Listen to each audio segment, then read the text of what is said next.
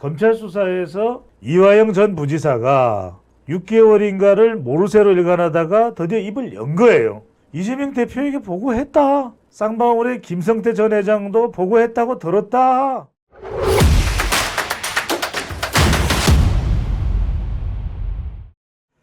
자, 이게 무슨 말입니까? 샴푸의 요정 이재명, 대북 송금에 이어 숨통 조여오는 의혹들이다. 자, 제가 이제 빅데이터를 칼럼을 썼습니다. 이게 진짜 지금 민주당의 운명을 이재명 대표가 우지자지하고 있는 그런 상황이 되어버렸습니다. 여러분들 한번 보시죠. 빅데이터 결과입니다.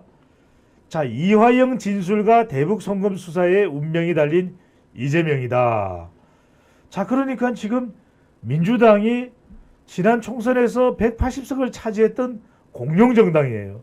그런데도 불구하고 지금 이화영 전 경기도 평화부지사입니다. 대북 송금, 대남 문제, 쌍방울 문제가 지금 치명적으로 나타나고 있는 겁니다. 그래서 이제 빅데이터 분석을 해본 거죠. 여러분, 빅데이터가 중요한 게 여론조사에서는 볼 수 없는 깊숙한 내밀한 그런 데이터까지도 볼 수가 있어서 우리가 빅데이터라고 하는 겁니다.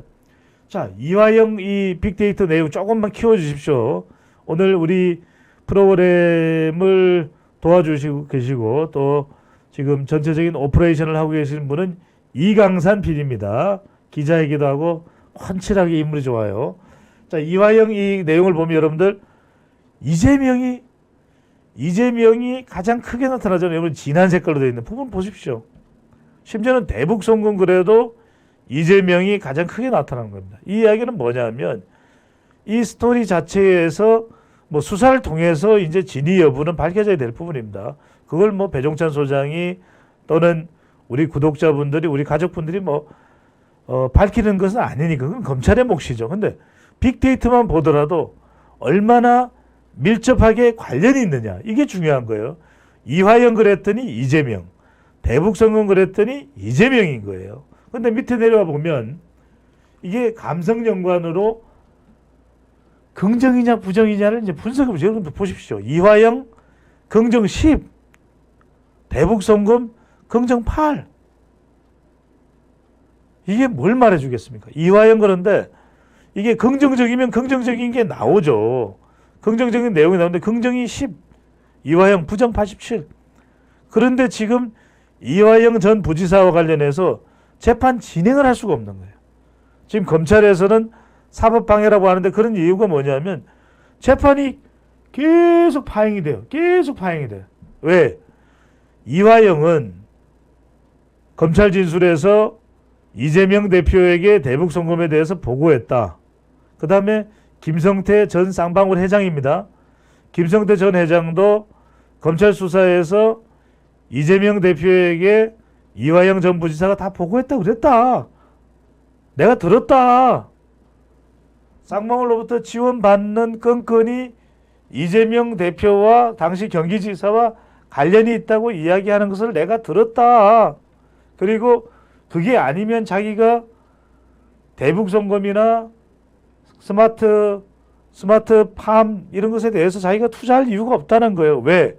북한이 어떻게 나올 줄 알고 북한을 어떻게 믿어서 그런 투자를 할 수 있겠냐. 그 말은 사실이죠. 북한을 믿을 수가 없죠. 어떻게 믿겠습니까? 돈을 받아갔다가 우린 모른다우. 날라이 거제라우. 우린 그딴 돈 모른다우. 이래버리면 김성태가 아무리 조폭이지만 자기 회사에 투자금을 날리는 거예요.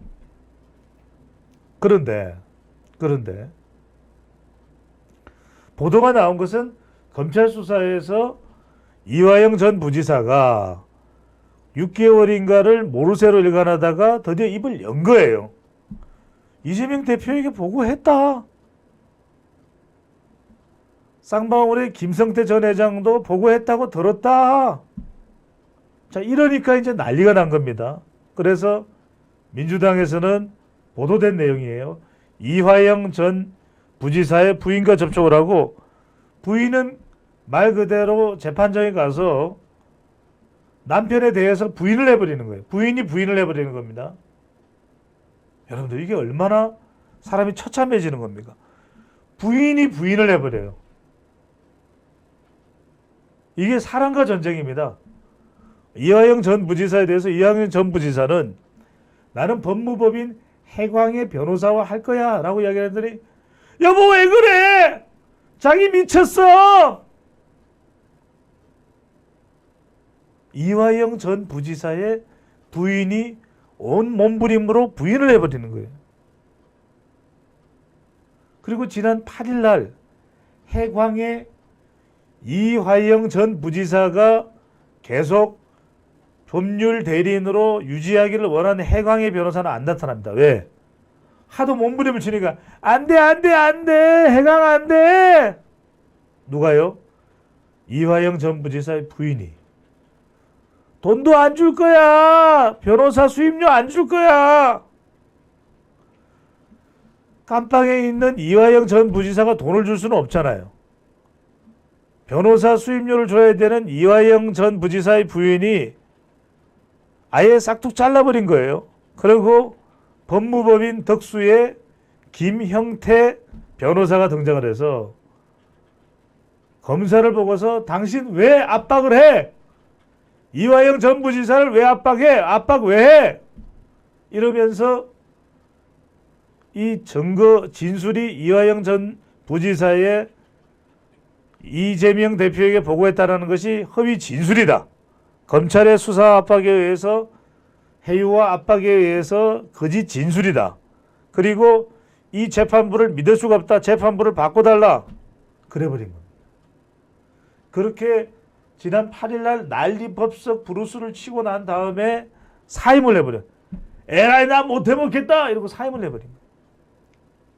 그래서 지난 22일입니다. 지난주죠. 지난주 20일이죠. 22일 날 맞나요? 이번 주인가요? 이번 주네요. 이번 주 22일 날 화요일이죠. 화요일 재판이 재개가 됐어요. 그런데 이화영 전 부지사가 놀랍니다. 재판정에 나갔는데 완전히 기아 타이거스의 김응용 감독이 돼버린 거야. 해광도 없고 덕수도 없고 종범이도 없고 동렬이도 없고 이게 무슨 사태입니까 여러분들? 김응용 감독이 야구단을 좀 제대로 성적을 올리려고 그랬더니 팀에 있던 선동열이도 없고 이종범이도 없고 그래서 나왔던 것이 그 유행어잖아요. 동열이도 없고 종범이도 없고 그런데 그 짝이 나버린 게 누구냐? 이화영이라는 거죠. 재판장에 가봤더니 변호해 줄 사람이 없어요. 아니 변호인이 없어. 덕수도 안 온 거예요. 해광도 없어.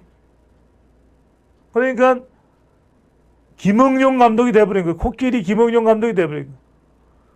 해광도 없고 덕수도 없고 그러니까 어떻게 되겠습니까? 이게 코미디죠. 코미디예요. 왜냐하면 이화영 전 부지사는 검찰 수사에서 이재명 대표에게 대북 송금에 대해서 보고했다고 했고 그것을 상의했던 법무법인이 해광입니다. 처음부터 같이 했죠. 그런데 해광은 하도 이화영 전 부지사의 부인이 난리 부르스를 쳐서 못 오고 덕수는 이제 여론에서 난리가 난 겁니다. 이화영 전 부지사는 난 해광이다. 난 해광이지 덕수가 아니다. 이러니까 김영태 변호사도 변호사 선임계를 던져버리고 날아가 버린 거예요. 그러니까 아무도 없어. 요지경이죠. 그러니까 이제 검찰이 뭐라 그러냐면 검찰에서 야, 뭐 하는 거야 지금? 아이 뭐야 이거? 민주당 왜 이래? 왜냐하면은 이걸 이화영이 결정했겠느냐? 그럴 리가 없죠. 그러면은 덕수 변호사가 오고 이재명 대표의 측근인 최고위원이죠. 박찬대 의원이 이화영 전 부지사가 아니라 이화영 전 부지사의 측근을 만났다는 거예요.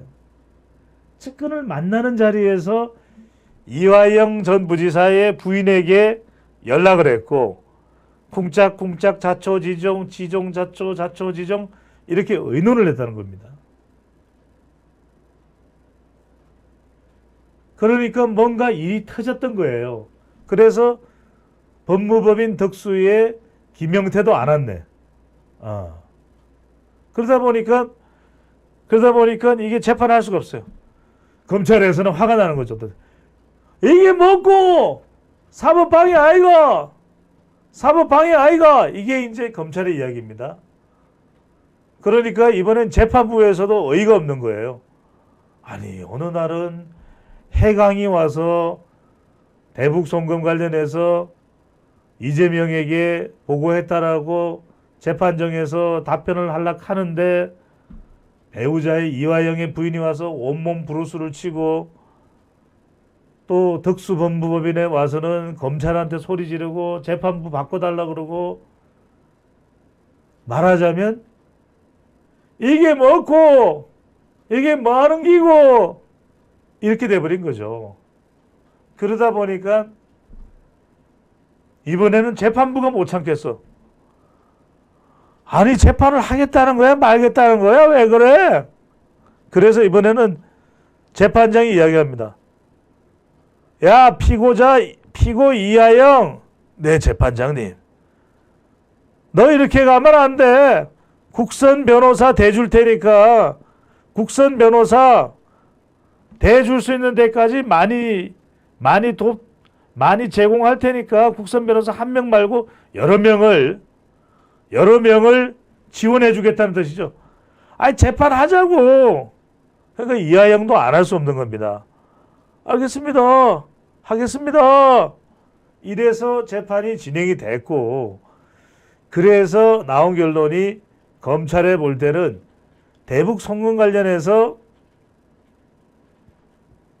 이재명에게 보고가 됐을 것이다. 이재명 대표에게 보고가 안 될 수가 없다. 이건 말이 안 된다. 그래서 바로 검찰에서는 자료 정리를 해서 30일 날 수사받으러 와. 이재명 대표 여기 와. 그랬는데 이재명 대표는 뭐라고 얘기를 하냐. 자, 김성태 전 쌍방울 회장의 발언부터 먼저 헤드라인으로 점검을 해봅니다. 이재명과 방북비 스마트팜 대납 때마다 통화했다. 이재명과, 이건 완전히 다른 이야기가 됩니다. 자, 김성태 이야기입니다. 전 쌍방울 회장입니다. 이재명과 방북비 스마트팜 대납 때마다 통화를 했다. 자, 밑에 내용 보시죠. 이화영이 통화하다 전화 바꿔줘. 금전 후원한 사람을 노상강도라니. 그러니까 지금 김성태는 열을 받을 대로 받은 겁니다. 자기가 돈 대줘. 그 다음에 후원해줘. 정말 자기가 조폭 출신이지만 이재명 대표를 형님으로 모셨는지 아버지로 모셨는지 삼촌으로 모셨는지 작은아버지로 모셨는지 모르겠지만 이재명에게 충성을 다하면서 대납을 했는데, 그리고 그때마다 이화영의 전화를 바꿔서 형님 쟤입니다. 성태입니다. 아 누구라고? 성태입니다.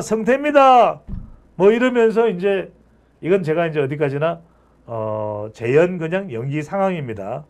그렇게 해서 통화를 했다는 거예요. 그때마다 이화영의 전화를 바꿔서 통화를 했다는 거예요. 그러니까 이거는 사실 이화영의 통화 기록을 어떻게든 발굴을 해내면 정확히 알 수가 있을 겁니다. 이건 검찰에서 포렌식을 했는지 모르지만 상당히 이 증거와 근거를 가지고 있을 확률이 높다. 이거는 이화영의 전화기를 포렌식만 돼 있으면 언제든지 밝힐 수가 있는 내용입니다.